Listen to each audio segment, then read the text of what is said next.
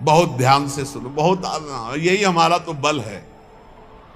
इनका नाम पाप रूपी समुदाय के जो पिशाच है उनके नष्ट करने के लिए है। एक बार जिसने 4 प्रदक्षिणा कर ली प्रभु श्री हरि की, प्रिया प्रीतम की, नरक नहीं जाएगा।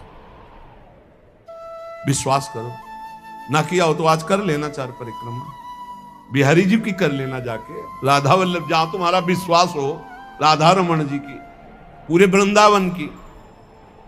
ऐसा कोई आने बैठा होगा जो परिक्रमा न किए हो ठाकुर की, किए तो होगा ही, क्योंकि वृंदावन है तो जरूर परिक्रमा की हो। ये भगवान के वचन है महापुरुषों के, जो ब्रह्मलीन महापुरुष है। एक बार जिसने श्री हरि की 4 प्रदक्षिणा कर ली, 4 प्रदक्षिणा भगवान की जाती, वो कभी नरक नहीं जाएगा। कर लेना भैया प्रदक्षिणा, जिन्होंने ना किया हो तो कर लेना। अपनी प्रियालाल विराजमान रहते 4 बार प्रदक्षिणा कर ले, राधा वल्लभ जी के मंदिर में 4 बार मंदिर की, बिहारी जी के, वो तब जब वो दर्शन दे रहे हो, शयन हो तब नहीं, भोग लग रहा हो तब नहीं प्रदक्षिणा करना। ओहो, ये तो निधि है अगर विश्वास हम करें। संपूर्ण तीर्थों के स्नान करने से जो फल प्राप्त होता है, एक बार श्री भगवान के श्री विग्रह के दर्शन करने से फल प्राप्त हो जाता है। एक बार बिहारी जी को देख लिया, राधा वल्लभ जी को, राधा मोहन जी को देख लिया, एक बार दर्शन कर लिए, सारे तीर्थों का फल प्राप्त हो गया। ओहो, जो प्रभु का नाम जप कर रहे हैं, सारे अनुष्ठानों का फल प्राप्त हो गया। बोले पुरस्चरण गायत्री अनुष्ठान, महामृत्युंजय मंत्र, अमुक सब का अनुष्ठान का फल प्राप्त हो गया जो नाम जप कर रहे हैं। हे द्विजवरो, मेरी बात पर विश्वास करो। जो भगवान श्री कृष्ण के चरणों में चढ़ी हुई तुलसी दल को प्रभु की प्रसादी है। यमराज के प्रचंड विकराल यमदूतों का कभी उनको मुख दर्शन करने नहीं पड़ेगा। एक बार तुलसी प्रसादी सूंघ लेना भैया, जाके बिहारी जी के, राधा वल्लभ जी के चरणों से ले लेना, बच जाओगे। ऐसे सूंघ लिया, हम तो सिराने ही रखते हैं, इधर करवट लियो तो सूंघो, इधर करवट लियो तो। ये जो प्रसादी पुष्प माला जाती है ना, ये सिराने रखते हैं अपने, यही हमारे बल है। और सुनो, एक बार जो हमारे श्री कृष्ण को साष्टांग प्रणाम कर लिया, वो पुनः माता के गर्भ में नहीं जाता। कर लेना भैया साष्टांग दंडवत जा। एक बार की बातें हैं, ये तो कई बार सुना चुके हैं भीष्म स्तवा में। एकोपि कृष्णा कृतः प्रणामो दशाश्वमेधा भृतेन तुल्या, दशाश्वमेधि पुनरेपि जन्म कृष्ण प्रणामी न पुनर्भवाए। इसीलिए छाती ठंडी हो जाती है बातें सुन के। भगवान तो निश्चित मिले, तभी हम तो आपसे वादा करते हैं कि सबको भगवान मिलेंगे। चर्चा सुन रहे हो, राधा नाम सुन रहे हो, धाम में बैठे हो। कहाँ चर्चा हो रही? धाम में हो रही।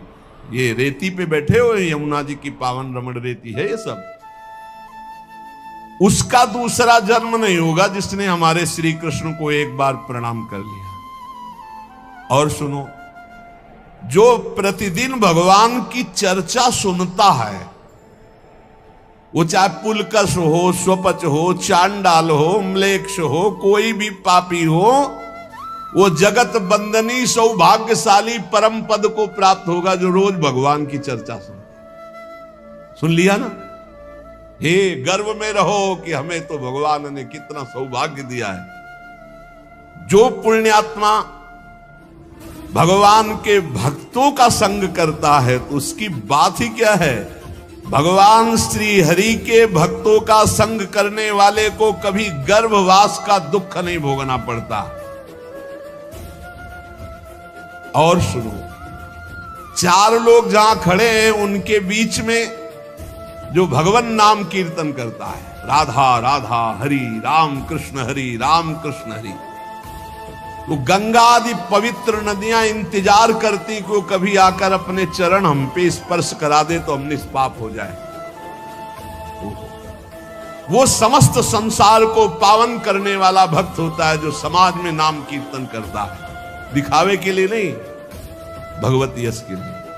हम भगवान का यश सबके कानों में सुना रहे हैं जिससे सबका मंगल हो। जो भगवान का नाम कीर्तन करता है उसका दर्शन, उसका स्पर्श, उससे वार्तालाप करने से ब्रह्म हत्या जैसे पापों से मुक्ति मिल जाती है। जो नाम कीर्तन करते हैं, भगवत यश में डूबे रहते हैं, ऐसे संतों के, ऐसे भक्तों के दर्शन से, संभाषण से, स्पर्श से ब्रह्म हत्या जैसा पातक नष्ट हो जाता है। इसमें तनिक भी संदेह नहीं करना। जो करताल बजाते हुए भगवान का नाम कीर्तन करते हैं, भगवान के लीलाओं के पद गायन करते हैं, बड़े से बड़े महापाप भी भस्म हो जाते हैं। ये संगीत सबके पास है। राधा राधा राधा राधा राधा राधा राधा मणि वृषभानुनंदिनी आज भूषण बसन विविध पहिरे तन पीव। ये अमृत है, महाअमृत है। जो ऐसे भक्तजन हैं उनका दर्शन मात्र जीवों को पवित्र कर देता है। हे महर्षियों, श्री कृष्ण नाम सब तीर्थों का परम तीर्थ है।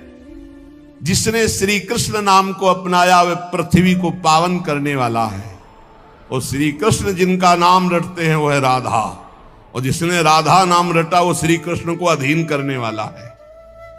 इसलिए मुनिजनों, ये कलिकाल है, किसी अन्य साधनों की तरफ चित्त मत लगाओ। प्रभु की प्रदक्षिणा करो, प्रभु की सेवा करो, प्रभु को नमस्कार करो, प्रभु की ही आराधना में रहो। जो थोड़ी सी भी पूजन की वस्तु प्रभु श्री कृष्ण को प्रेम से समर्पित करता है वो तीनों लोकों का स्वामी हो जाता है। भगवान महेश्वर अपने एक ही भाव को प्रदान करते हैं, वो भगवान के सायुज्य मोक्ष को प्राप्त होता है। जैसा भगवान का वैभव ऐसा उसका वैभव। जो पुनर्जन्म संसार में ना चाहता हो, वो अविनाशी परमात्मा जिनका चरणामृत महादेव जी भी अपने मस्तक पर धारण करते हैं, उन श्री कृष्ण को जो पुकारता रहता है, स्मरण करता रहता है, उसका पुनर्जन्म नहीं होता। इसीलिए भगवन नाम सर्वोपरि महिमा से गरज रहा है।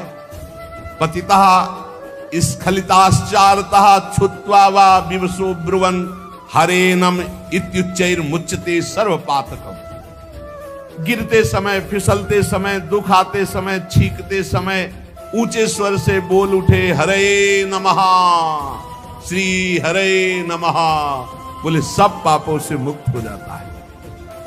कितना बढ़िया भगवान के नाम की ना रुपया लगता है, ना पवित्र पवित्रता की बात है, बस नाम जपे जाओ, आनंद ही आनंद है।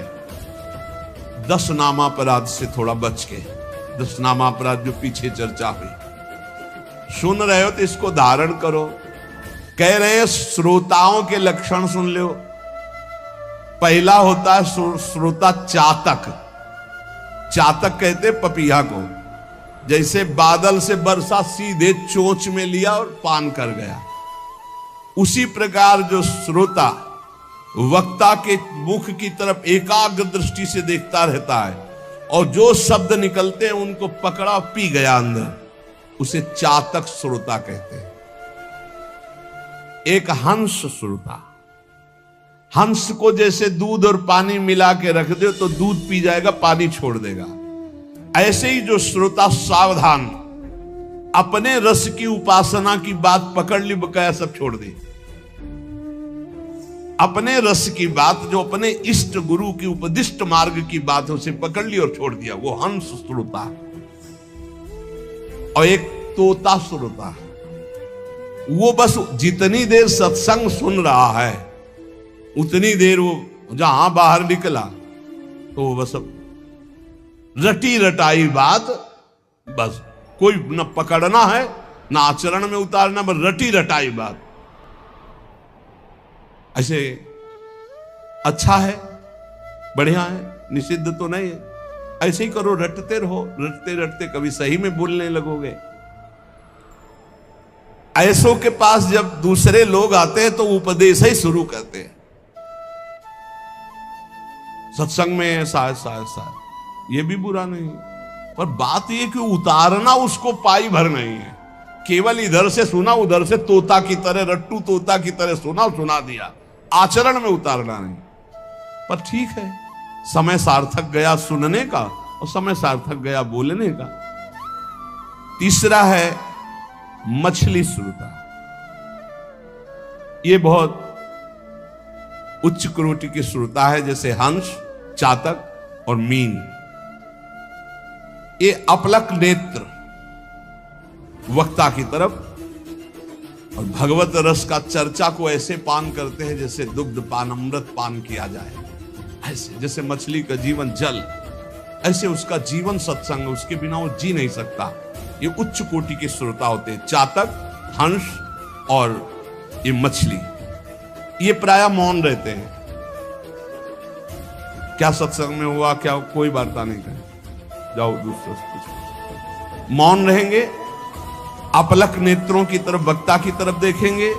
जो शब्द आया प्राण पोषण की तरह उसे अंदर पान करेंगे और उसका आस्वादन वही जीवन बना लेंगे। जैसे मछली का जीवन पानी, तो सत्संग ही उनका जीवन। बहुत उच्च कोटि के, जैसे चातक, तो हंस और ये मछली, मीन।